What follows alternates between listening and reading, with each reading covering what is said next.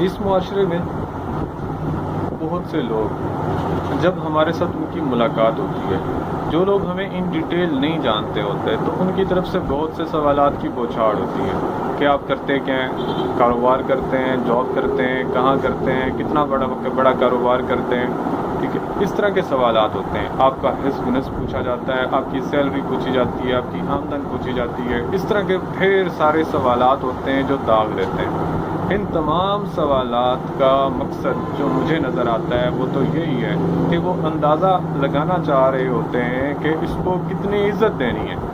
اگر آپ کی آمدن کم ہے، اگر آپ کا کاروبار نہیں ہے یا کم ہے، آپ اچھے حسب نصب سے تعلق نہیں رکھتے تو اس کا مطلب ہے آپ کو عزت بھی کم دینی ہے۔ اور اگر آپ کا کاروبار بہت اچھا ہے، آپ کے پاس بنگلہ کوٹھی ہے، آپ کے پاس بہت اچھی نوکری ہے، آپ کے پاس معاشرے میں ایک سٹیٹس ہے، تو آپ کو انہوں نے رسپیکٹ بھی اتنی زیادہ ہی دینی ہے۔ یہ جو چیز ہے وہ سمجھ سے غلط ہو رہی ہے، افسوس۔